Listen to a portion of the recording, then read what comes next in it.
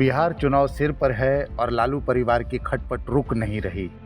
तेज प्रताप यादव का किस्सा अभी लोगों के ज़हन से मिटा भी नहीं था कि अपने पिता लालू प्रसाद यादव को किडनी देने वाली बेटी रोहिणी आचार्य अचानक बागी हो गई। उन्होंने आरजेडी के सारे सोशल अकाउंट को अनफॉलो कर दिया। इतना ही नहीं, उन्होंने बागी तेवर अपनाते हुए अपनी सोशल नेटवर्किंग साइट के पर जो तीखे सवाल पोस्ट किए थे, उस अकाउंट को अब प्राइवेट कर दिया है।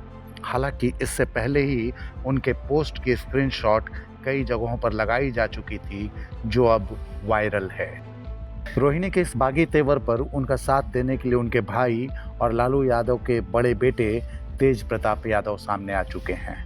उनका बयान भी हम आपको सुनवाएंगे, लेकिन उससे पहले यह जान लें कि रोहिणी आचार्य के बागी होने की वजह क्या है।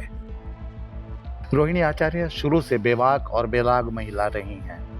वोटर अधिकार यात्रा की बात हो या स्वाभिमान की, वे खुलकर अपनी बात रखती रही हैं।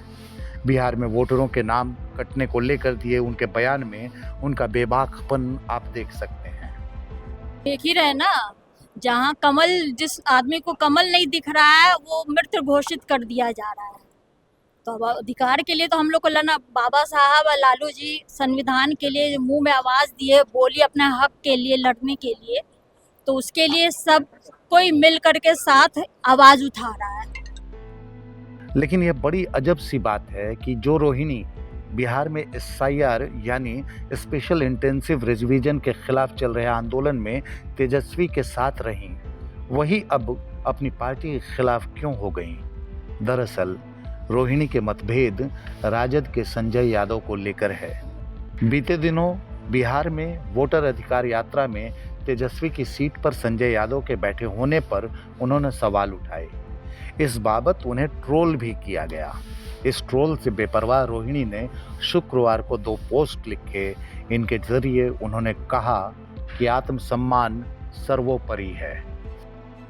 इन सारी स्थितियों के बाद अब अपनी बागी बहन के सुर में सुर मिलाते हुए तेज प्रताप सामने आ गए हैं। उन्होंने रोहिणी आचार्य के समर्थन में अपना बयान दिया है और उनके कदम को सही ठहराया है।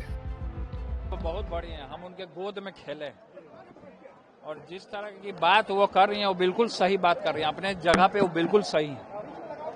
लेकिन अब ये कहने की नौबत आ रही है कि आत्मसम्मान की बात चर्चा हो रही है, पिताजी को किस तरह से डोनेट किया किडनी, ये सब कहने की नौबत आ रही है। ये सच्चाई है।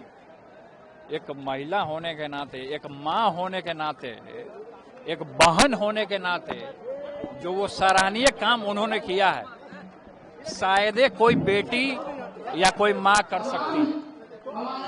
तो ये एक हमारे लिए और सभी महिलाओं के लिए ये पूरे तरीके से ये पूजनीय है और सदैव इनका चर्चा किया जाएगा। जब तक इतिहास रहेगा, इतिहास के पन्नों में इनका नाम रहेगा सुनहरे अक्षर से, हमारी बहन का।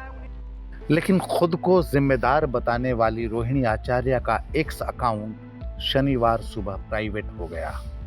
अब राजधानी पटना के सियासी गलियारों में यह चर्चा का विषय बन गया है कि क्या रोहिणी पर पोस्ट हटाने का कोई दबाव बनाया गया। लेकिन इस सवाल का जवाब तो आने वाले वक्त ही देगा।